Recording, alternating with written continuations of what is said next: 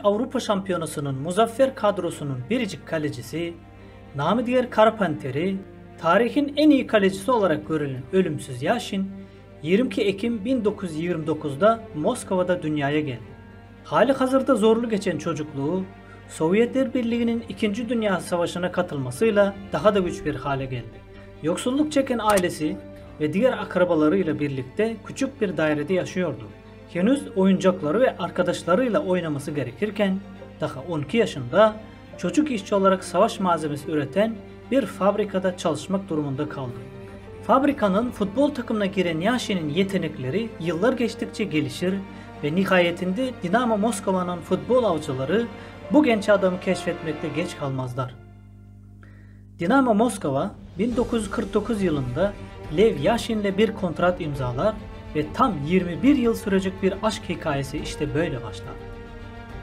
Her ne kadar yetenekler üst düzey olsa da profesyonel kariyeri pek parlak başlamaz bu genç adama. Çıktığı ilk dostluk maçında hatalı golleri yiyince sekteye uğrayan özgüvenini tekrar geri kazandığı ve ilk şampiyonluğunu yaşadığı platform futbol sahaları değil, buz pistleri olacaktır. Hokey kalecisi olarak görev yaptığı Dinamo Moskova'da 1953 Sovyetler Birliği kupasını kazanan Yashin bu sayede yeteneklerine tekrar inanmaya da başlamıştır. O yıllarda Sovyetler Birliği'nin hokey milli takımı için adı geçse de o tekrar futbola dönmeyi tercih eder. Yine 1953 yılında takıma dönen Yashin bambaşka biridir artık. Sadece çizgide durup şut kurtarmayı beklemek onun için çok sıradan ve sıkıcı bir hale gelmiştir.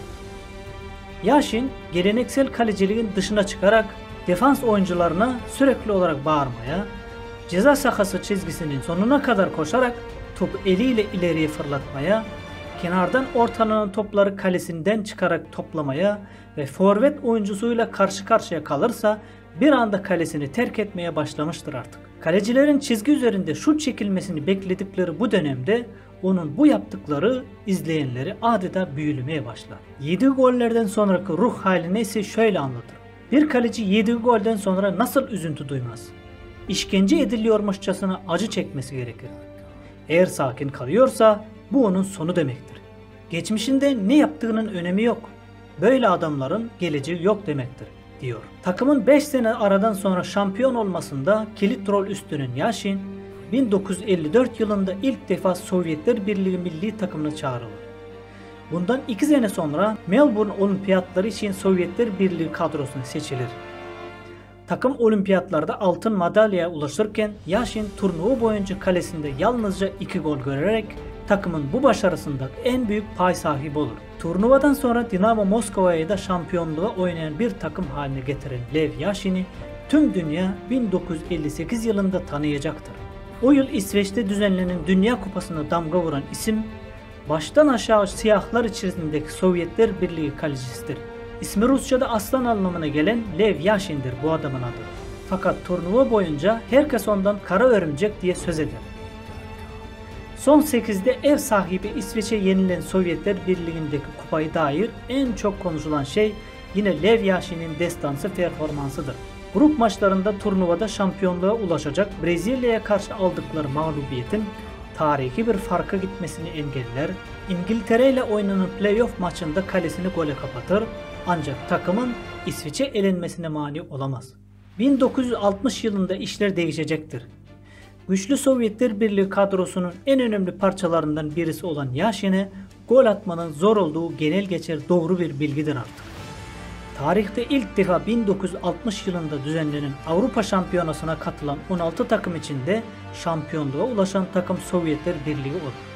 Lev Yashin'in performansını merak edenlere en güzel cevap o zamanların Real Madrid Başkanı Santiago Bernabéu'nun söyledikleridir. Ona istediği parayı ödemeye hazırım. Ailemin tüm mücevherlerini satıp borca girmem gerekse bile onu almak isterdim. Ancak Bay Yashin için biçilebilecek bir değer yok. Tıpkı Prado Müzesi'nde duran ünlü ressamların tabloları gibi. Dünyada onu satın alabilecek bir para biriminin olmadığı bu adam, 1962 Dünya Kupası'nda insan olduğunu ve tıpkı diğerleri gibi onun da hata yapabileceğini istemeden de olsa kanıtlamış olur. İlk maçta Yugoslavya'ya karşı kalesini kapatan Sovyet kaleci İkinci grup maçında Kolombiyalı futbolcu Marcos Köln'ün kornerden attığı golü engelleyemez. Buna rağmen Sovyetler Birliği gruptan lider olarak çeyrek finale yükselir. Ancak çeyrek finaller Yashin için adeta bir kabusa dönüşmüştür. Şili karşısında da kalesinde 2 gol gören Yashin'e ikinci golü atan futbolcu olan Eladio Rojas, Sovyet efsaneye gol atabildiğine inanamaz. Golü attıktan sonra sevilmek yerine Sovyet kalesine gider, Yashin'e sarılır ve golü kutlamaz. Turnuvadan sonra 33 yaşındaki Yashin'in gücünü kaybetmeye başladığı ve artık onun zamanının geçtiği söylenir. Lev Yashin bu eleştirilerle hiç ilgilenmez. Tartışılan Dünya Kupası performansının üzerinden henüz bir sene geçmemişken Avrupa'da yılın ödülünü alması eleştirilere verdiği en iyi cevaptır ve tarihte bu başarıyı tekrarlayabilen başka bir kaleci yoktur. Aylar önce acımasızca eleştirilere maruz kalan Yashin'e bu başarısının sırrı sorulduğunda verdiği cevap ilginçtir. Maçtan önce sakin kalabilmek için bir sigara içer ve kaslarımı yumuşatmak için de sert bir likör yuvarlarım diyor. 1964 yılında ikinci olunan Avrupa Şampiyonası'ndan sonra 1966 Dünya Kupası'nda da kalıcı bir etki bırakmak için oldukça kararlıdır Lev Yashin. Çeyrek final kabusunu imkansız kurtarışlar yaptığı Macaristan maçıyla kıran Yashin, Sovyetler Birliği'ni ilk kez yarı finale taşıdı.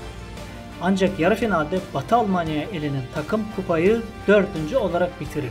Yashin, Dünya Kupası'ndaki kötü şöhretini bu organizasyonla yok eder ancak bu aynı zamanda onun son Dünya Kupası olur.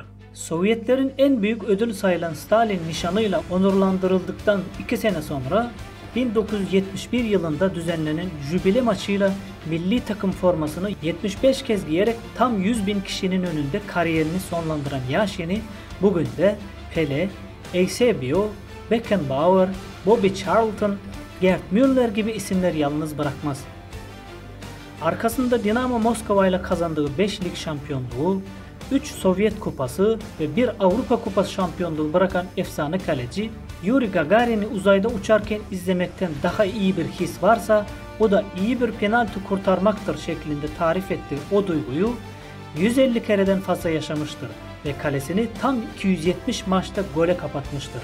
Tarihin en büyük kalecisi olarak gösterilen bu dev adam 1986 yılında tromboflebit yüzünden bacağını kaybetmiştir. Ancak hayata 4 sene daha tutundu. 1990 yılında mide kanserine karşı verdiği savaşı kaybeden bu efsane adamın ismi her Dünya Kupası sonrası tekrar anılır. Çünkü turnuvanın en iyi kalecisine verilen ödülde onun ismi yazılıdır.